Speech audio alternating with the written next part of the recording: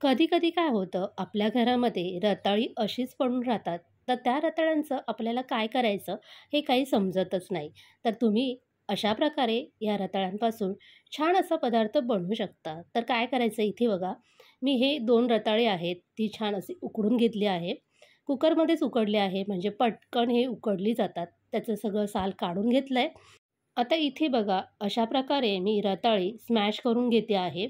रताळी तुम्ही किसणीने सुद्धा किसून घेऊ शकता, जसं आपण बटाटा किसतो की नाही त्याच प्रकारे. पण इथे मी या काटा चमच्याने अशा प्रकारे स्मॅश करून घेते आहे. रताळे छान असे शिजले आहे, त्यामुळे रताळे स्मॅश करायला जराही वेळ लागत नाही. रताळे खाणे आपल्या शरीरासाठी खूप फायदेशीर आहे. तुम्ही उपवासालाच रताळं खाल्लं पाहिजे असं काहीच नाही. रताळ्यापासून वेगवेगळ्या प्रकारचे पदार्थ बनवता येतात. त्यातलाच एक पदार्थ मी आज तुम्हाला इथे बनवून दाखवणार आहे. तर रताळी अशा प्रकारे सगळी मी स्मॅश करून घेतली आहे. आता एका बाउलमध्ये मी काढून घेते आहे. रताळ्यापासून गोड आणि तिखट असे वेगवेगळे 2 प्रकारचे पदार्थ बनवता येतात. तर आज आपण इथे तिखट पदार्थ बनवणार आहोत. तर त्यासाठी इथे मी 1 चमचा लाल तिखट घातला आहे, 1 चमचा धणे पावडर घातली आहे, 1 चमचा जिरे पावडर घातली आहे, चवीपुरतं मीठ घातलं आहे आणि थोडीशी कसुरी मेथी हातावरती चोळून यावरती घातली आहे. त्यानंतर यामध्ये भरपूर सारी कोथिंबीर बारीक चिरून घालायची आहे. 1 वाटी गव्हाचं पीठ आणि 1 वाटी मी नाचणीचं पीठ घालून याला छान असं व्यवस्थित मळून घेणार आहे.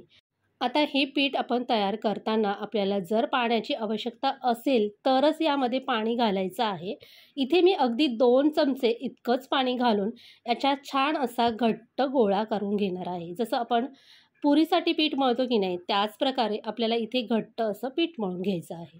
आता इथे बघा, हे पीठ माझं तयार करून झालं आहे. यामधला एक गोळा घेऊन मी हातावरती छान असा याला प्रेस करून घेते आहे. याचा गोलाकार करून याला दाबून घेते आहे.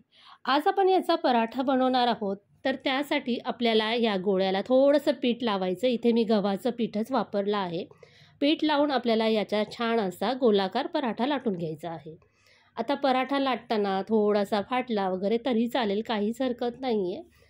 छान मस्तपैकी हा पराठा पीठ लावून असा लाटून घ्यायचा आणि लाटून झाल्यानंतर गॅसवरती एक तवा ठेवायचा गरम करायला. त्यावरती थोडंसं तूप किंवा तेल लावायचं, छान असं पसरून घ्यायचं आणि आपण तयार केलेला पराठा यावरती घालून मस्तपैकी दोन्ही बाजूनी छान असा खरपूस भाजून घ्यायचा. बघितलं, अगदी सोप्या पद्धतीने आपण रताळ्यापासून छान असा खमंग आणि खुसखुशीत लागणारा पराठा बनवला आहे. काही जणांना कसं रताळे अजिबातही आवडत नाही. जर तुम्ही तुमच्या मुलांना किंवा घरातल्यांना अशा प्रकारचा खमंग रताळ्याचा पराठा करून खायला दिला ना, तर अगदी त्यांना कळणारही नाही की आपण रताळ्यापासून हा तयार केलेला पराठा खातोय. इतका टेस्टी आणि इतका अप्रतिम चवीचा हा पराठा तयार होतो. तुम्ही हा पराठा टोमॅटो केचप किंवा दहीबरोबर खाऊ शकता. अगदी भारीच लागतो. चला तर मग पटकन असा रताळ्यापासून होणारा पराठा एकदा तरी तुम्ही जरूर करून बघा. आणि तुम्हाला हा पराठा आवडला असेल तर लाईक, कमेंट आणि चॅनलला सबस्क्राईब करायला विसरू नका.